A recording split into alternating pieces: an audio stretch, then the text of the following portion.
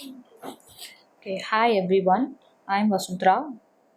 Today I'm going to teach about types of operating system. So generally, operating system is an interface which act as an interface between users and their computer. Now we are more focusing on types of an operating system.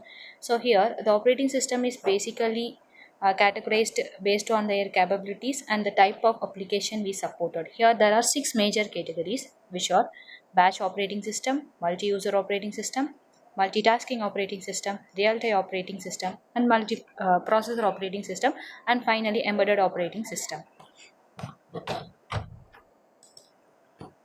Now we are going to watch a batch processing operating system. So here the batch processing operating system execute only one job at a time. Here the jobs performed by different users are grouped into batches like batch 1, batch 2, batch 3 like that. So only one job is performed at a time. Here, the jobs are processed on the basis of first come first served basis, which is a queue. Here, first come first out service like that. Here, the jobs are processed based on FCFS basis. Okay. Uh, After one job is completed, the automatic system automatically fetches the next job from the batch without any human interruption. Here, we don't need any human interruption like do the first job and next job. We don't need any commands. Okay. Here, the operating system is automatically fetches the next job in the queue. The steps in job execution is under three major activities, which is reading, it is done by input device, and executing by computer system, and printing the calculated result on output device.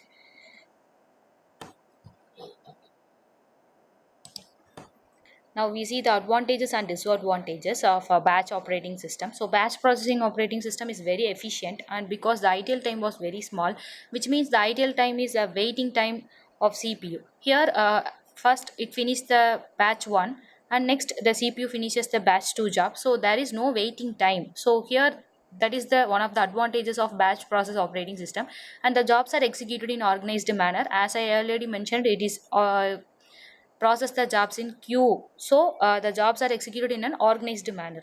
Next disadvantage of operating system is the jobs are placed in batch not according to priority. If I want to need process a job which has high priority means then the batch processing operating system does not support that.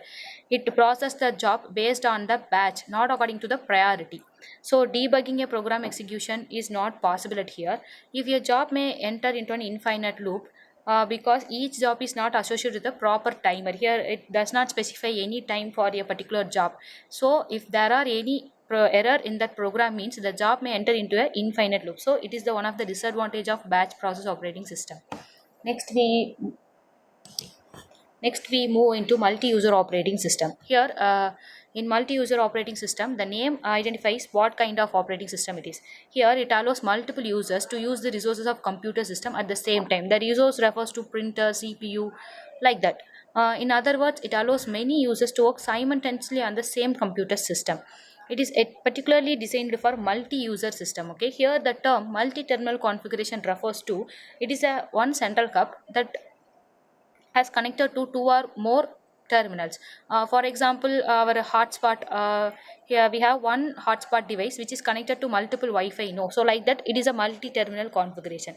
So here it is features are it is a powerful central computer. So it connected to multiple terminals through serial ports. For example, take our computer system.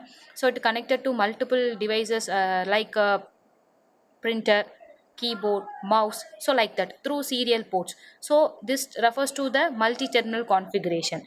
The central computer process requires from all terminals simultaneously. For example, if we uh, take printer simultaneously, if we give input through keyboard, so like that it supports all terminals simultaneously. So the terminal here refers as keyboard, mouse, monitor. The central processor computer has fast processor and large memory capacity. These features help the system handle multi-uses resource effectively.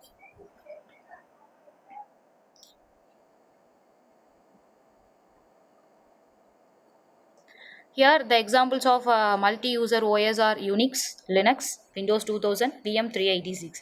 And the advantages of multi-user operating system is it uses the computer resources effectively, and it has overall productivity and simultaneous access. So, then the disadvantage of multi-user operating system is the configuration is complex because it supports multiple users at a time. No, so its configuration is complex. It is difficult to handle and maintain. May cause data inconsistency because it supports multiple users, and also requires robust security mechanisms, and for same it supports multiple access means, so we need security mechanism, so it is one of the disadvantage of multi-user operating system.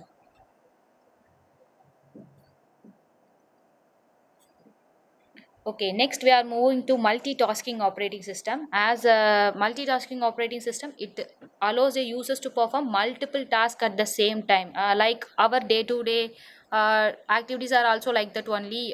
In our mobile phone, we can download a movie on one time. We can hear a music. We can search a Google. So in the same time, we can do multiple tasks. No, so that is the multitasking operating system.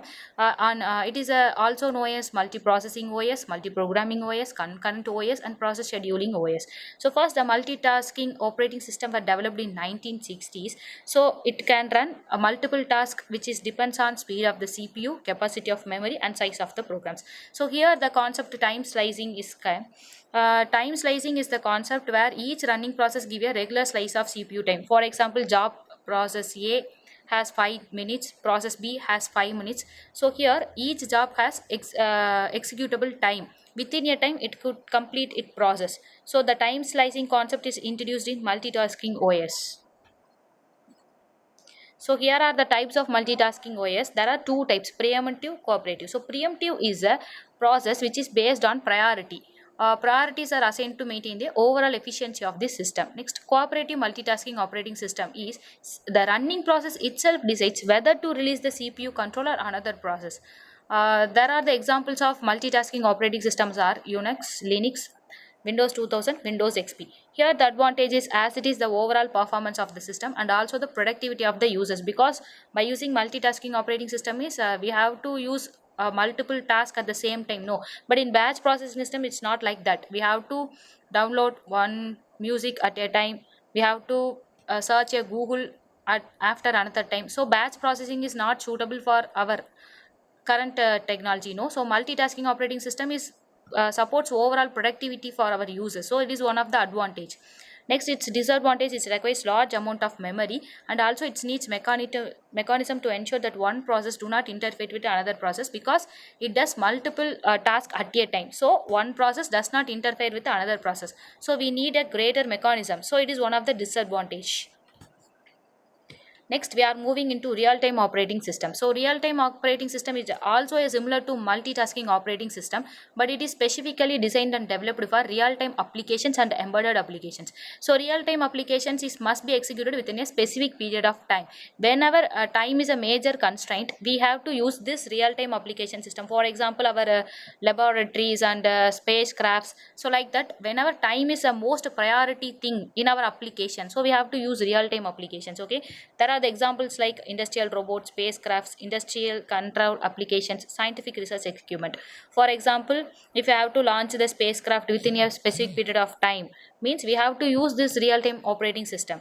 And there are two types of real-time operating system, which is hard real-time operating system and soft real-time operating system. So hard real-time operating system is must be complicated with the specified time. So here the deadline is not acceptable, but soft time real time operating system is not like that. If your deadline is miss means we have to accept it. Okay, so both operating system are based on time only, but hard real time system is must be complicated with a specific period of time, but soft real time operating system is not like that. We give some acceptable missing if we missing the deadline means. Next, these examples are MTOS, Linux, RTX. And its advantages is it is easy to design and develop, execute real-time applications, and also more compact than other operating system. It also requires less memory space because it specifies only the time, so it memory space is less. Disadvantage mainly focus on optimization execution time, whether it should be completed within a time. No, so here optimization technique is one of the disadvantage, and it does not look overall other factors. It just look only on time concept, so it is one of the disadvantage. provides only dedicated functionality, and it also cannot be used for general purpose operating system, because here it is mainly used for time purpose, so it does not used for general purpose operating system. Next, we are moving into multiprocessor operating system. So here it use multiple CPUs for executing multiple process at the same time, which means we have used one computer, and the one computer is connected into multiple CPU. So the execution become faster.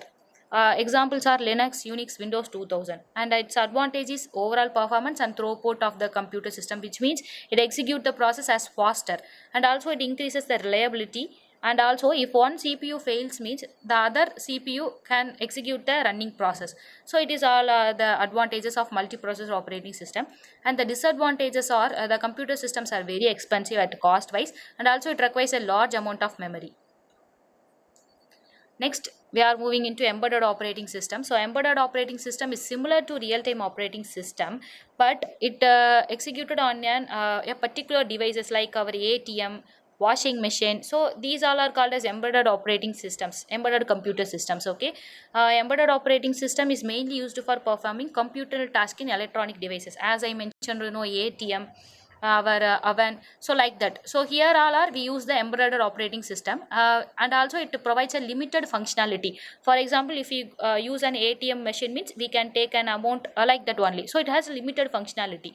And also our washing machine means we can do a limited functionality, or we just wash our clothes only, so like that. So it has a limited functionality. The common functions in normal operating system are not available in the embedded operating system. We don't do any other general purpose activities.